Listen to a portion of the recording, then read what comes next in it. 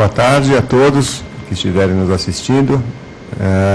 Hoje nós vamos começar mais uma reunião do Grupo de Estudos de Tumores Hereditários, o GET.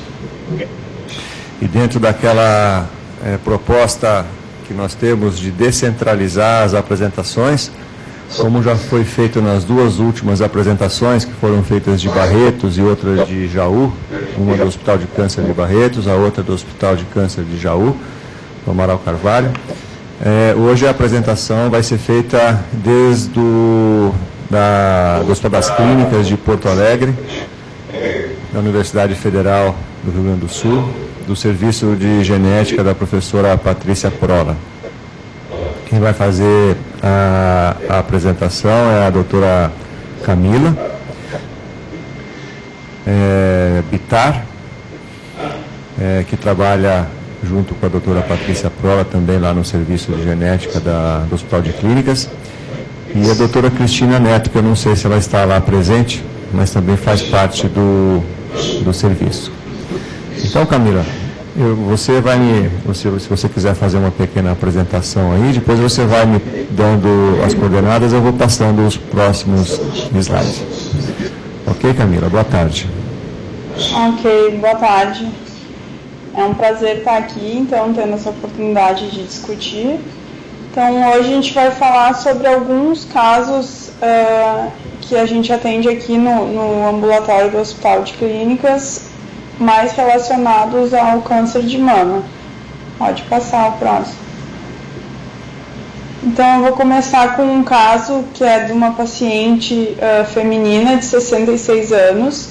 Ela procurou o serviço de oncogenética encaminhada pelo onco por história tanto pessoal quanto familiar bem significativa de câncer, né? Após avaliar e fazer o heredograma, ficamos com uma hipótese que ela pudesse ter, então, HBOC. É uma família de origem portuguesa e, próximo slide, a gente vê, então, o heredograma. Ela é uma paciente, então, que teve o câncer de mama com 51 e depois com 56. Além disso, então, ela tem uma história de uma sobrinha que teve um câncer de mama aos 35, a mãe teve câncer de mama aos 62, e pelo lado materno, então, uma tia com câncer de ovário aos 49, uma prima, né, de segundo grau, daí com câncer de útero aos 35. Aqui você sabe se era útero endométrio? O avô dela materno teve câncer de pâncreas, a avó materna pâncreas aos 67 e mama aos 36. E ainda daí uma outra tia que teve um câncer de cólon aos 80. Pelo lado paterno, tireoide, uma prima com câncer de tireoide aos 52 e a avó materna com câncer de esôfago aos 70. Então a história é bem sugestiva e preenche critérios para HBOC. Pode Camila, passar o próximo slide. Camila, está me ouvindo? Oi, Camila. Você está me ouvindo, Camila?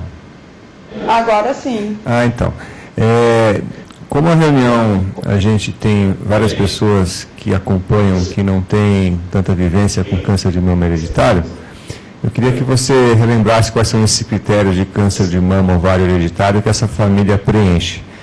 Você falou aqui, esse é o probando, né? Você pode repetir o critério para a gente, por favor? Eu vou mostrando aqui na setinha. Tá, os critérios, ela preenche critérios NCCN, então, né, para síndrome de predisposição hereditária ao câncer de mama e ovário. E só um pouquinho que aqui tá.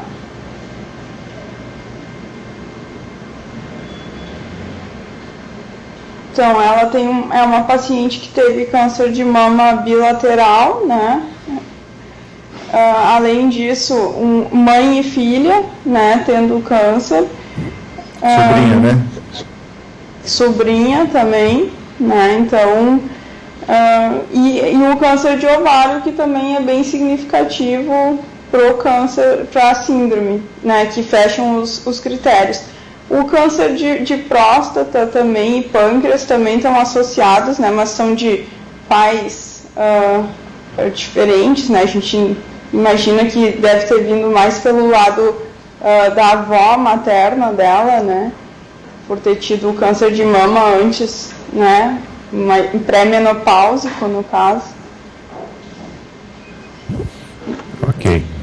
Vou passar o próximo, tá? Tá.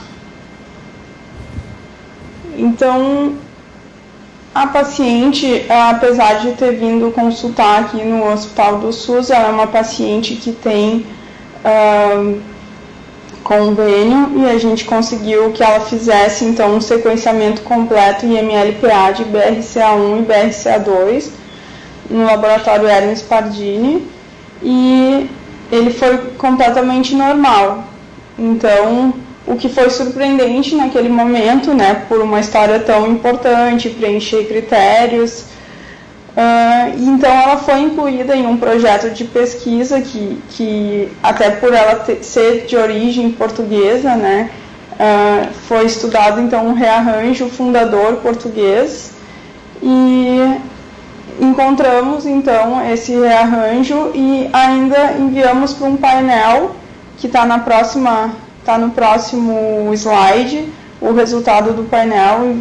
Enviamos para o INVIT, né, um laboratório que faz painel de genes, e confirmou essa inserção ALU que a paciente tem. Então aqui ele mostra, né, o resultado, explicando um pouco dessa inserção.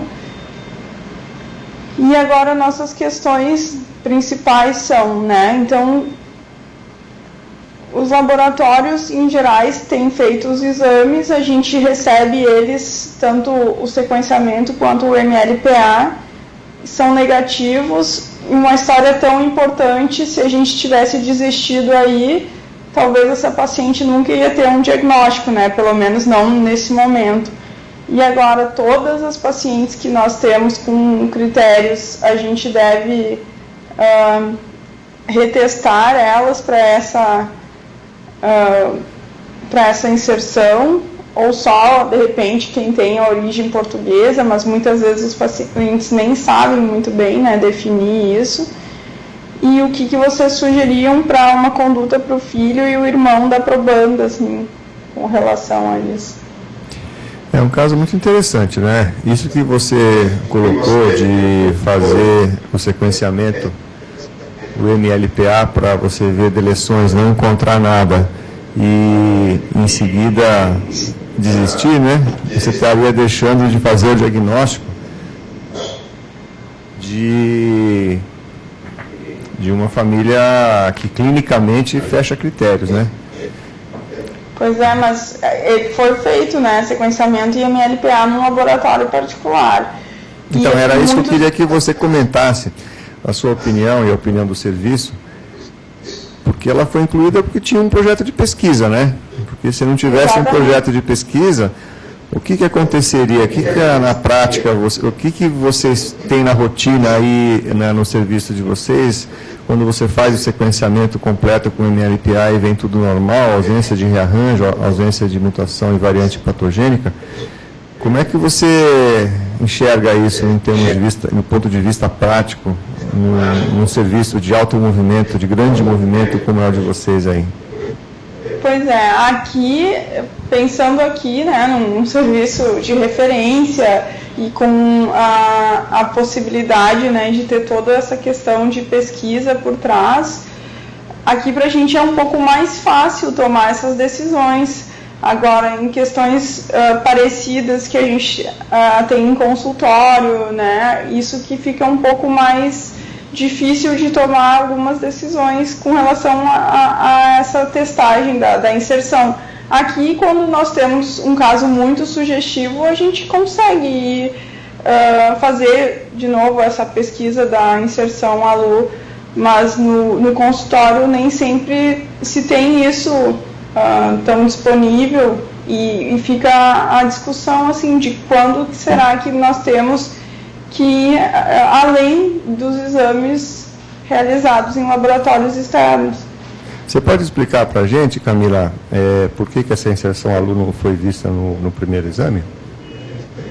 Qual a diferença técnica do projeto para você pegar isso no projeto e não pegar no sequenciamento? Na verdade, é questão de tamanhos de pares de base, em que um MLPA, quando é feito um MLPA comum, ele não consegue detectar.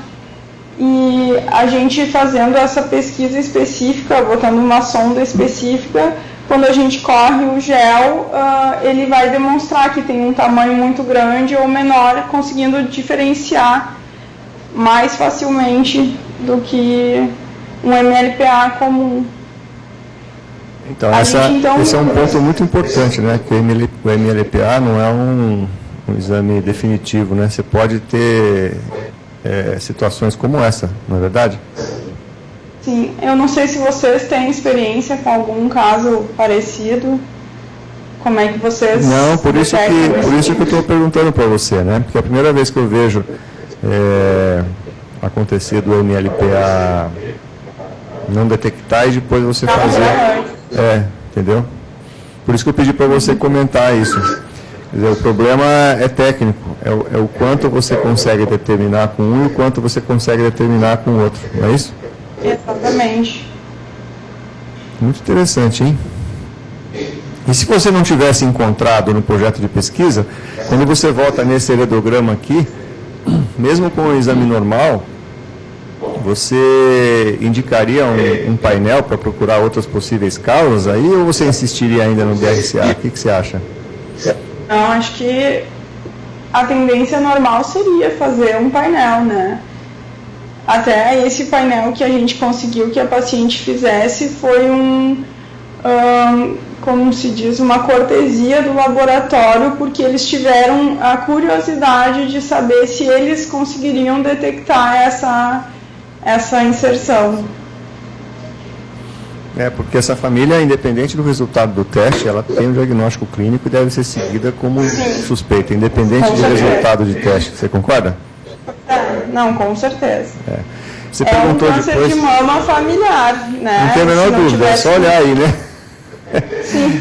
O teste, dando uma coisa ou dando outra, você vai ter que orientar essa família de qualquer maneira, né? Sim, porque ela pode estar naqueles 50%, né, que a gente às vezes não encontra. Você perguntou depois qual seria a conduta, né? Para quais indivíduos aqui que você perguntou? Para o irmão? Para o irmão, né? E para o filho da irmã. Para o filho dela, né? Para o filho dela, que é esse aqui. Sim. Para o irmão. E para o sobrinho. Isso. Você tem a idade desses dois aqui? Dessas duas? Não tenho agora, não tenho. Alguém quer dar uma opinião, Érica?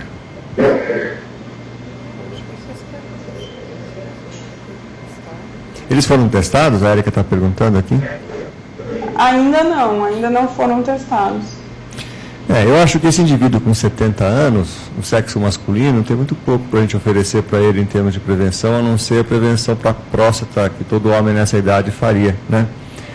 Agora, a geração de baixo, que a gente não tem a idade aqui, talvez começar um pouco mais cedo a prevenção de próstata nesses dois homens, e essa paciente aqui, que já teve um câncer de mama, né, com 35 anos, é isso? 36? Sim, testar ela, né?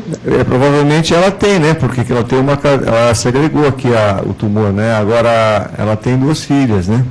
A pergunta ela aqui... pensando em confirmar e depois poder fazer nas filhas, né? Até confirmar aqui, porque a gente tem que pensar que ela deve ter tratado uma mama só, né? Ela tem o risco contralateral, que deve ser pensado no ovário, né? Jovem, e a idade das filhas, né? Porque acho que a orientação aqui seria, a primeira coisa, testar esses indivíduos sob risco para poder orientar profilaxia, né? Profilaxia e prevenção. O que você acha? eu concordo. Nosso próximo passo é sempre oferecer para os familiares a possibilidade de eles virem consultar para a gente poder orientar e oferecer o teste. Perfeito. E aqui tem outras mulheres sob risco, né?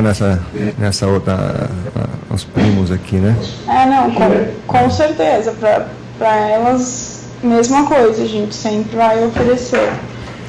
Tá bom. Nós estamos com a doutora Milena, Milena Flória, de Ribeirão Preto, da genética lá de Ribeirão Preto, da USP, que está assistindo a gente também nesse momento. Não é isso, Jair? Ela fez uma pergunta. Deixa eu ver a pergunta da Milena aqui.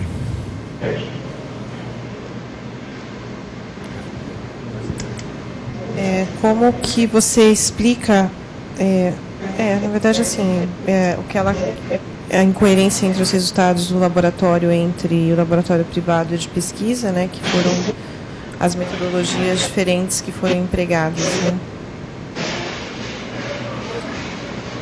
Na verdade, a resposta a gente já comentou, né? Que é a pergunta que eu fiz, por que de um resultado e por que do outro. Alguém tem mais um comentário, Edith, Renato? Eu acho que essa questão da incoerência, eu acho que essa questão dessa possibilidade de resultados diferentes e da questão do resultado negativo, um resultado inconclusivo, né? Eu acho que precisa ficar muito clara, porque é uma família que tem uma história familiar que é muito significativa e que veio com um resultado inconclusivo, né? Então, quer dizer, isso é uma coisa que precisa ficar muito vem negativo, mas ele não posso, não é inconclusivo, né? É que na interpretação, quer dizer, o médico teoricamente ele interpretou como sendo inconclusivo, né? Ele foi interpretado como negativo, só que a história era tão forte que vocês ficaram desconfiados e partiram para prosseguir na investigação. Além, não é isso? Mas por exemplo, no caso da pesquisa, mas se fosse num contexto, se não fosse esse contexto, se fosse um contexto, vamos dizer assim, num consultório, o que eu estou dizendo assim, se fosse num consultório, se não fosse nesse contexto, no contexto do consultório real, viesse esse laudo negativo. E aí o médico ia dizer, olha, é lógico, a história é soberana, a história clínica da família é soberana sobre o teste que está ali. Mas ele ia parar por ali e não ia investigar. É isso que essa pergunta que eu fiz agora há pouco para ela, de fazer o painel, né?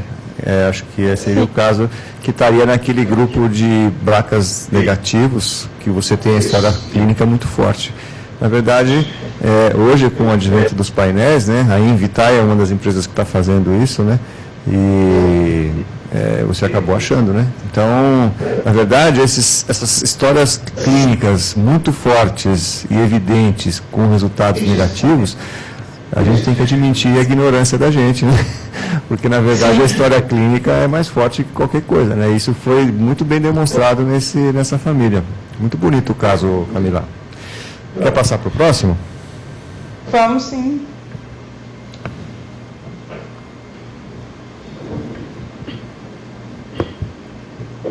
Então, esse segundo caso, então, é de uma paciente, então, feminina, 25 anos. Ela nos procurou, então, por ter uma história bem significativa para ela de câncer de mama, né? Ela nunca tinha tido câncer, mas, então, nossa principal hipótese inicial foi também o HBOC. Pode passar o próximo. Então, no heredograma, a gente pode ver que ela, então, uma paciente de 25 anos, teve uma irmã que faleceu aos 27 anos por um câncer de mama aos 26, triplo negativo. A mãe, logo depois, diagnosticou, então, câncer de mama, teve um câncer de mama bilateral aos 52 e aos 53, também triplo negativo, e também faleceu logo em seguida. Então, a paciente chegou, na verdade, já com um diagnóstico da mãe, de um laboratório externo normal para sequenciamento e MLPA de BRCA1 e 2, A irmã nunca chegou a ser testada, não temos DNA dela. E a paciente chegou, na verdade, querendo que a gente entregasse um laudo para ela retirar as mamas, porque ela está muito ansiosa e com medo de que, quando diagnosticar o câncer, ela vai morrer igual a mãe e a irmã, né? Então é uma paciente que tem uma história pesada e que ela acompanhou e cuidou as duas muito próximas. Pode passar o próximo. Bom, além disso, né, na verdade, tem, pelo lado paterno da paciente, tem uma tia, avó com história de leucemia, que faleceu aos 32, e pelo lado materno, ainda o pai da mãe teve um câncer de próstata, e as tias avós da mãe tiveram um câncer de útero, né, aos 50 e 63. Além disso, a gente pode ver que a mãe, né, da paciente tem mais 1, 2, 3, 4, 5, 6 irmãs, né? Por enquanto, 2 irmãos, por enquanto ninguém afetada, né? Claro, só tem uma que era mais velha que ela, o resto tudo é mais moço, talvez ainda não manifestou, mas são bastante mulheres não afetadas, né? Uma pergunta aí, Camila. Você acha que veio do avô ou da avó paterna da paciente, a herança? 76. Não, a herança que passou, você acha que veio do lado do pai, do pai e da mãe, o avô paterno com câncer de próstata, ou pelo lado da avó materna, que tem esses 2 casos de útero aí interrogado, a gente não sabe se é endométrio ou se é cólon, né? Na verdade, pensando mais, né, um caso de câncer de próstata é um pouco com 50, antes dos 60, né, mas eu pergunto isso porque a outra possibilidade seria uma mutação de novo, né, começando na mãe, que não é muito comum em BRCA, né? Então deve ter vindo mesmo do lado do avô materno. Agora, você falou uma coisa muito interessante aí, né? Nós temos 6 mulheres aqui, irmãs da paciente, nenhuma com câncer de mama, né? Se você considerar uma síndrome de alta penetrância autossômica dominante, você ficaria desconfiado aqui de ter começado aqui, né, o problema ou não. Pois é. Não é verdade? Então, você já tem um teste que você fez que deu negativo, não é isso? Com sequenciamento e MLPA. Isso. A pergunta de $1 milhão, você incluiu na pesquisa também? Ou não?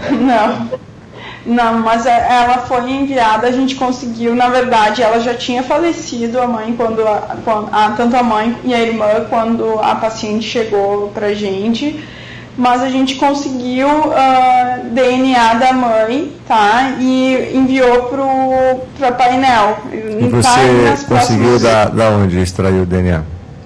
Da peça cirúrgica? Não, a paciente tinha, a mãe da paciente, ela na verdade faleceu aqui na UTI do hospital, e acho que alguns 2 dias antes de ela falecer, a gente tinha coletado o DNA a pedido da filha. Que bom, hein? Então o DNA era nosso, sim, foi. E eu acho que, na verdade, foi porque ela coletou DNA, porque ela queria já fazer o painel não, o BRCA1 e 2, pois a filha já tinha consultado uma outra geneticista fora aqui do hospital, que tinha indicado. Então, como a paciente acabou falecendo aqui e estava na UTI aqui, foi coletado por aqui. Então, a gente teve sorte de, na verdade, ter esse DNA aqui no nosso hospital. Mas sabe que o laboratório de painéis, o Invit, né, ele lutou um pouco em aceitar um DNA já extraído, mas aceitou no caso porque a paciente já tinha falecido, então... Tem uma coisa interessante aí, nesse caso, que apesar de você ter 2 cânceres de mama, um deles é bilateral, o outro em idade muito jovem, os dois triplo negativos, são 2 casos apenas, né, na família. Uma família relativamente grande e apenas 2 casos. O que você acha disso? A gente pode pensar, quando, né, um câncer de mama antes dos 35, triplo negativo, a gente também tem que pensar em mutações em TP53, né, pensando em linfoma. Exatamente, né? E aí você conseguiu enviar para painel? Enviamos para painel, tá? Acho que pode passar o slide. Então a mãe tinha sido avaliada também, né, por essa outra colega, tinha pedido então um sequenciamento e MLPA normais.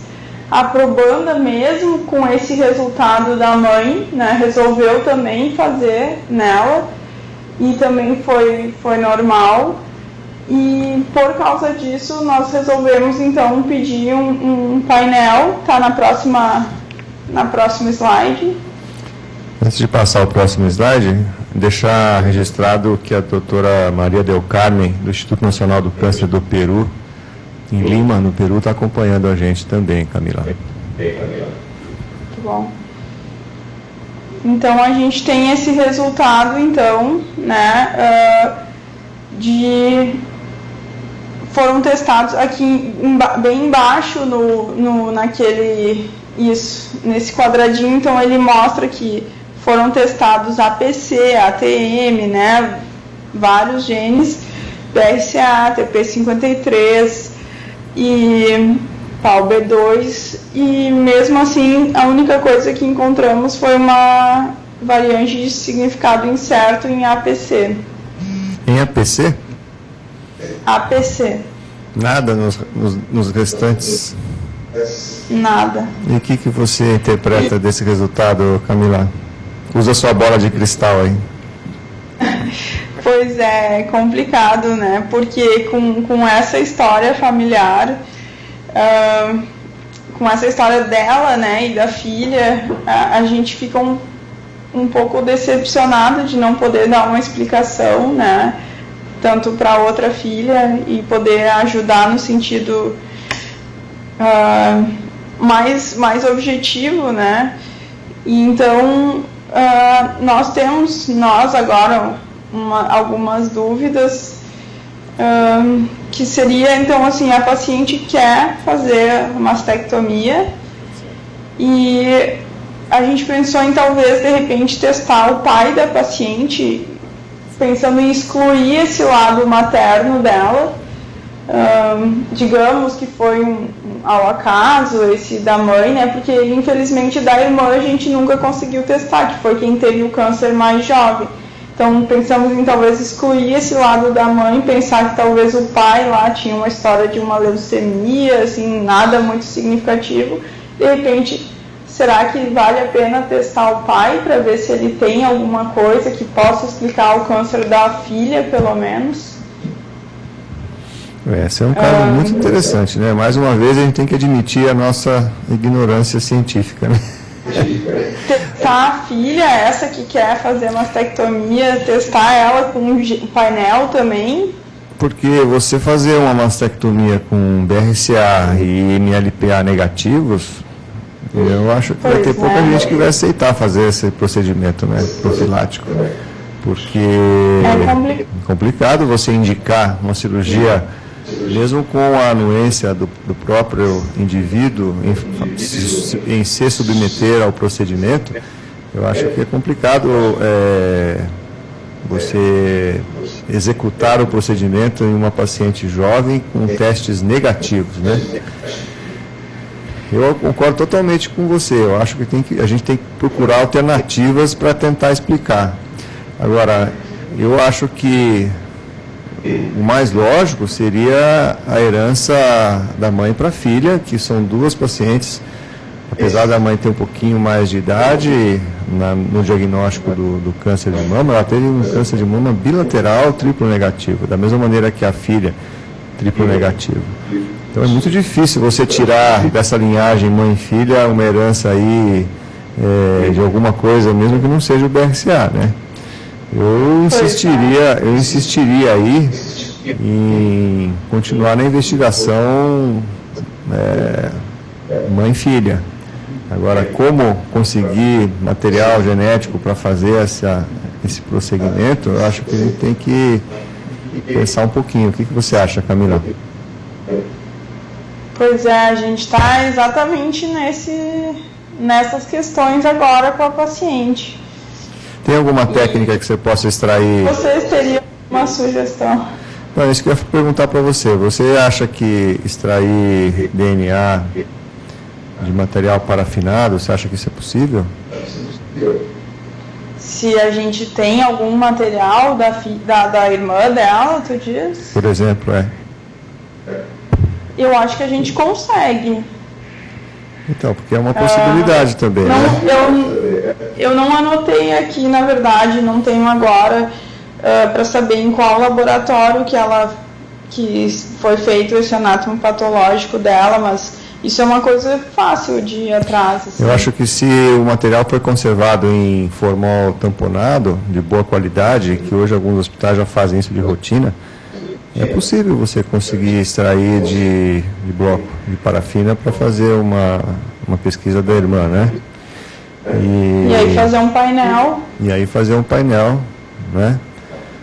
Porque esse resultado da mãe, você acha que existe alguma possibilidade desse resultado ter sido assim por causa da má qualidade da coleta ou não? Ou você exclui essa possibilidade? Pois é, na verdade eu acho que a gente exclui essa possibilidade porque eles conseguiram, né, fazer o teste, rodar o teste, então... Tinha DNA suficiente para fazer, né, de boa qualidade. É muito interessante. Mas é uma coisa para se discutir, de repente. Não sei, gente. Puxa vida, hein? Que beco sem saída, hein? Investigar a paciente. A paciente, ela está, na verdade, muito ansiosa, né? E com razão, na verdade, só está esperando a vez dela. E a gente deu uma revisada que de repente a mastectomia poderia ser indicada em casos em que há muita ansiedade, né, e que esteja alterando a forma de viver assim da paciente, mas forma de funcionar, né, tanto para trabalhar, dificuldade, né, mas mesmo assim a gente não se sente apto a escrever um laudo dizendo sim, eu indico a mastectomia bilateral. Existem alguns estudos que, primeiro, o aspecto emocional psicológico.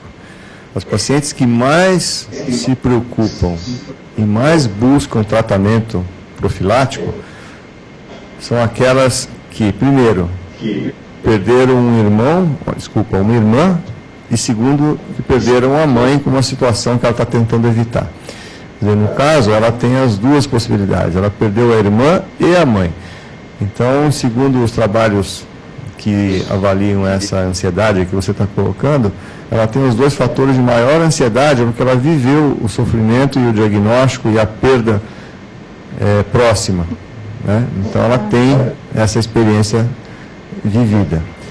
A segunda coisa que eu queria colocar, Camila, é que na era pré-painéis e quando os testes não eram tão acessíveis quanto são hoje, não sei se você viveu essa época, mas eu cheguei a pegar essa época, os modelos de predição eram suficientes para você indicar cirurgias profiláticas, sem o teste genético. Eu nunca fui partidário disso. Eu acho que você parte de um viés de início de 50% de erro. Na verdade, você tem uma herança autossômica dominante e você não tem resultados de testes de predisposição, de início você tem um erro de meio a meio para indicar uma cirurgia profilática, como por exemplo uma mastectomia. Mas isso já foi feito, né? Colocar essa paciente no modelo e se ela passar de determinado risco, você indicar a mastectomia profilática sem o resultado do teste genético, de predisposição. Então, eu acho que essa é uma avaliação que deve ser feita muito individualizada para essa moça. É muito difícil a gente dar uma opinião aqui sem ter o conhecimento dela que vocês têm aí no ambulatório de vocês, não é? E eu acho que tem que tomar uma série de cuidados com relação a consentimentos informados, né, que ela deve se comprometer a assinar para poder ser possível a indicação de uma cirurgia profilática para ela. Porque mesmo fazendo a mastectomia profilática, se você não fizer profilaxia de antiestrogênico ou fazer a remoção dos ovários, ela ainda continua com um risco não tão alto, mas ainda relativamente alto, né? E ela tem 26 anos. Então, eu acho que esse é um ponto que ela deve entender, que fazer a mastectomia profilática não exclui o risco dela, e o risco é diminuído, claro, mas não a níveis desejáveis, né? Ela teria que fazer complementação hormonal, né? O que vocês pensam a respeito disso? Na verdade, a gente nós estamos discutindo, então, essa parte ainda, o que nós vamos poder oficialmente orientar, e acho que esse era realmente o objetivo, assim, ver o que vocês também têm de opinião, mas acho que é uma boa possibilidade discutir isso. O fato de ser triplo negativo, né, também não ajuda tanto nessa questão se for fazer a profilaxia, né? Não, sem dúvida. As lesões são triplo negativos, mas na literatura o que tem hoje para a gente fazer profilaxia de câncer de mama em mulheres com síndrome de mama-ovário é o tripé. Ou você faz a remoção dos ovários, ou você dá antiestrogênico, ou você remove as mamas, né? Se você faz a cirurgia das mamas e a profilaxia hormonal, você está diminuindo o risco ao máximo, né?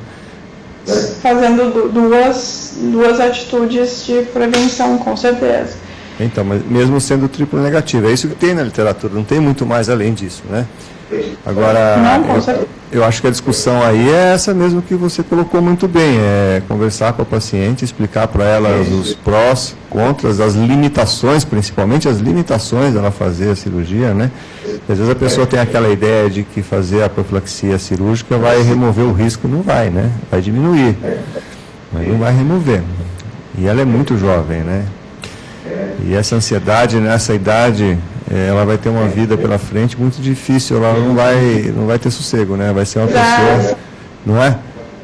Que vai ter um tormento constante. E ela não tem filhos, né? Mesmo não tem, ela está pretendendo tentar em breve, então é uma outra discussão que a gente está tentando ver com ela, né? Esse é outro ponto, né? Se você não sabe exatamente o que está acontecendo, você gerar uma prole, você, não é? O que você não pensa consegue disso? tomar uma opinião objetiva, né? A gente sabe que realmente ela deve ter um risco mais alto do que o da população em geral, mas a gente não consegue, fora os cálculos empíricos de risco, com esses resultados a gente não consegue dar um retorno mais objetivo para ela, né?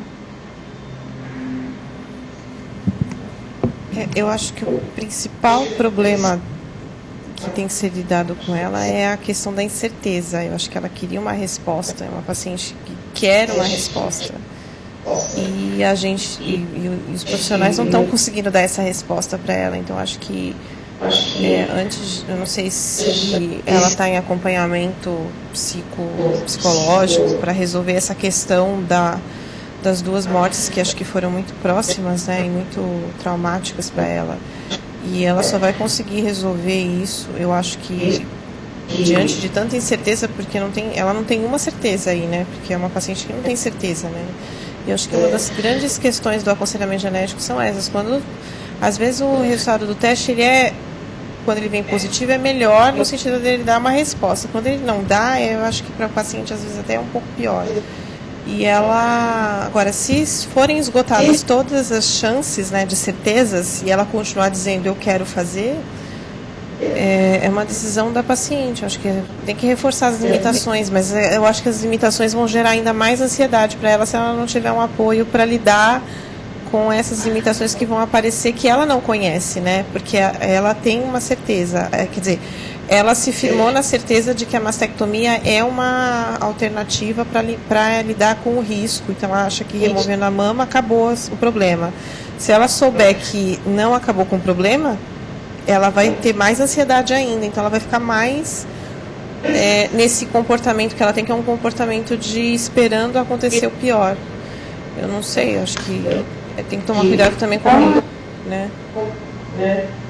Acho que sim, ela tá, na verdade, nossa equipe, ela é multiprofissional, a gente tem junto um ambulatório de psicologia, mas realmente acho que apesar de ela ter feito o teste, a mãe ter feito o teste, a mãe ter feito o painel, a gente acabou deixando ela um pouco ainda mais insegura de saber, olha, de onde está vindo isso, mas realmente o diagnóstico a gente vai tentar de repente dar algum segmento, mas ela tem esse risco aumentado pela história familiar.